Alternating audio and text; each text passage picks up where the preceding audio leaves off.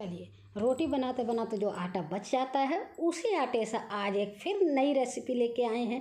खाने में बहुत ही टेस्टी लगती है और कह सकते हैं कि हम होममेड चाउमीन है, बहुत ही टेस्टी लगती है। तो चलिए, बचा हुआ आटा ले लिया है हमने, गेहूं का आटा गुथा हुआ रखा था क्योंकि रोटी बनाई थी तो उसका बच गया था। रोटी को आटे को अच्छे से हम रगड़ रगड़ के सेट कर लेंगे और एक इसका रोल बना लेंगे। इससे हमें आसानी हो जाएगी और इसकी हम लोइयाँ काट लेंगे। एक पीस में से हम 5 पीस कर देंगे इस तरह से। तो हमने छोटी छोटी लोइयाँ बनानी है, जैसे हमारी पूड़ी बनती है यानी रोटी बनती है, रोटी के बराबर हमें लोइयाँ बना के तैयार कर लेनी है। अब इसको बेलना है। हमें सूखा आटा नहीं लगाना है बिल्कुल भी। यहाँ बेलना है, हमें ऑयल लगा के बेलना है, जिससे हमारा ये बिल्कुल भी चिपकेगा भी नहीं और आसानी से जो हम बना रहे हैं वो आसानी से बन जाएगा। तो हमने अच्छे से ऑयल लगा लिया है और ऑयल लगा के इसको अच्छे से हम बेलेंगे। जैसे हम नॉर्मली पूड़ी बेलते हैं उसी के थिकनेस में रखेंगे।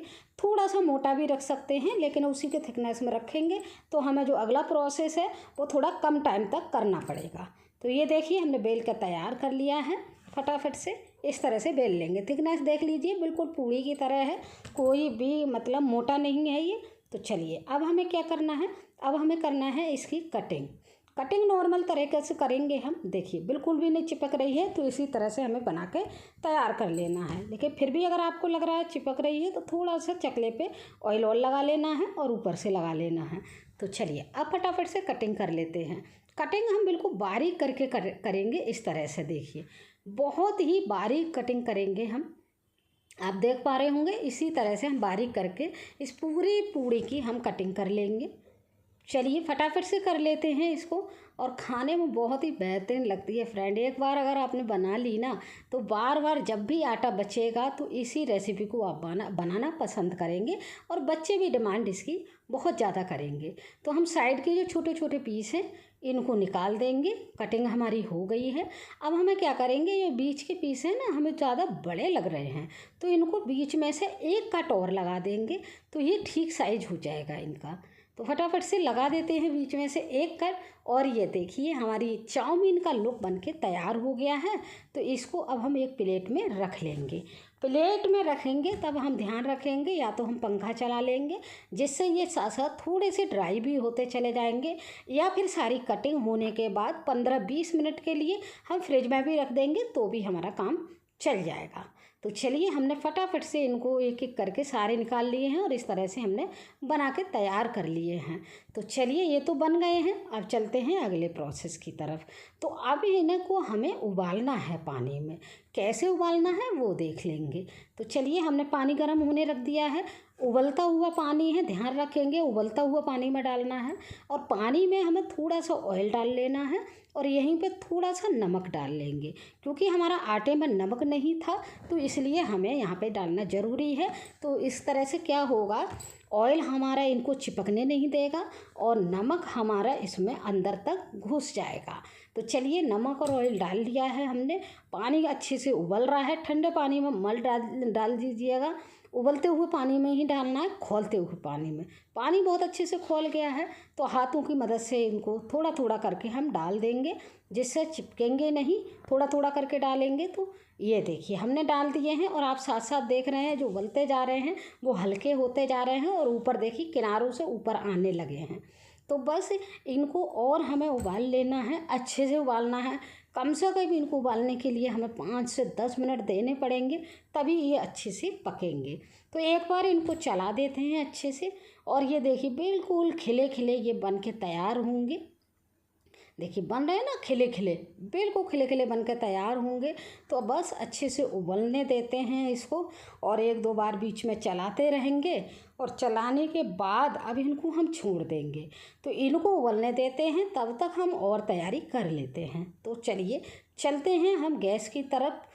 कढ़ाई रखी हुई है, कढ़ाई में ऑयल हमने लगा लिया है और ऑयल अच्छे से गर्म हो गया है तो उसमें हमने बारीक कटी हुई हरी मिर्च और एक प्याज को काटा था वो डाल दिया है। इनको थोड़ा सा भून लेते हैं, बहुत ज़्यादा नहीं भूनना है, थोड़ा सा ही भूनना है।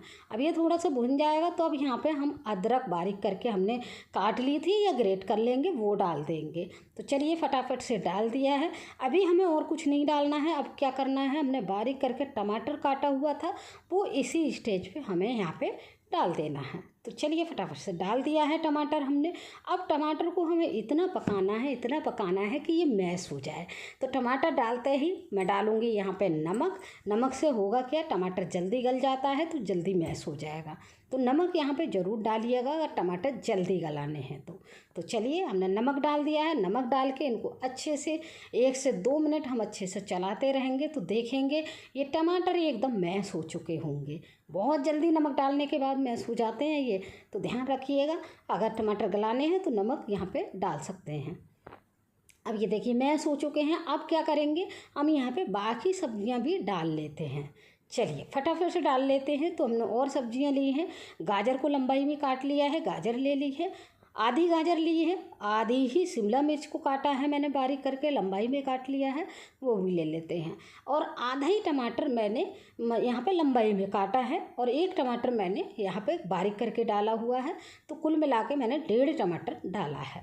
तो चलिए अब इसको अच्छे से हम सब्जियों को पकाएंगे और जब तक पकाएंगे जब तक ये हमारी जो गाजर है गल ना जाए, आराम से सॉफ्ट हो जाएगी। बहुत ज़्यादा नहीं पकाना है, बहुत जल्दी सॉफ्ट हो जाएगी। और थोड़ा सा क्रंच रहता है ना, तभी इस चाउमीन में जो बेस चाउमीन हमने बनाई है उसमें टेस्ट आता है। थोड़ा सा क्रंच रहना चाहिए सब्जियों में, बिल्कुल सॉफ्ट नहीं होनी चाहिए। अब यहाँ पे कुछ मसाले डालेंगे, हम कुछ भी नहीं डालेंगे, बस काली मिर्च का पाउडर डालना है, थोड़ा सा लाल मिर्च का पाउडर डालना है और वहाँ यहाँ पे हम कुछ भी नहीं डालेंगे, बस नॉर्मल सा फ्लेवर देंगे। तो चलिए हमने ये चीज़ें डाल के अच्छे से चला देते हैं। और यहाँ पे थोड़ा सा हमें नमक हम पहले ही डाल चुके हैं। अब हमें थोड़ी सी सॉसेस डाल लेंगे। सोया सॉस डाल दी, थोड़ा सा विनेगर डाल देते हैं आधी चम्मच, थोड़े से हम चिली सॉस डाल देते हैं, थोड़ी सी टमाटो केचप डालेंगे आधी चम्मच के करीब। बहुत कम क्वांटिटी में मैंने डाला है, बहुत ज़्यादा नहीं डाला है। ये देखिए तो ये अच्छे से हमारा बन के तैयार हो गया है। बिल्कुल चाइनीज का टेस्ट आ गया है, बिल्कुल ओरिजिनल चाउमीन की तरह लगेगी, लेकिन ये हेल्दी होगी क्योंकि बहुत सारी सब्जियों का यूज किया है और गेहूं के आटे की बनी हुई है। तो देखिए जब तक हमने सब्जियां पकाई तब तक हमारी ये भी अच्छे से बॉयल हो गई है और एकदम खिली खिली है। अब डायरेक्टली हम क्या करेंगे, इसको छेद वाली छन्नी से निकालेंगे और डायरेक्ट हम कढ़ाई में डाल देंगे। ये देखिए इस तरह से डाल देंगे, अलग से छानने की कोई भी ज़रूरत नहीं है। तो ये देखिए हमने डाल दिया है। अब अच्छे से इसको चला लेंगे। एक मसाला और डालेंगे इसमें जो बहुत ही अच्छा टेस्ट देगा। तो चलिए पहले तो इसको अच्छे से चला लेते हैं और भून लेते हैं लगभग 2 मिनट के करीब इस मसाले में डाल के। 2 मिनट भूनेंगे तो होगा क्या, इस मसाले की कोटिंग पूरे में हो जाएगी और मसाला इसमें अंदर तक जो हमने हाथ की चाउमीन बनाई है उसमें अंदर तक चला जाएगा। तो देखिए हमने डाल दिया। अब यहाँ पे हम डाल देंगे 1 पैकेट मैगी मसाला। ये बिल्कुल ऑप्शनल है, डालना चाहते हैं बच्चों को टेस्टी देना चाहते हैं तो आप डाल दीजिएगा। चलिए हमने डाल दिया है और ये देखिए हमारी बिल्कुल आटे की चाउमीन बनके तैयार हो गई है और घर की बनी हुई बहुत ही हेल्दी, बहुत ही टेस्टी लगती है।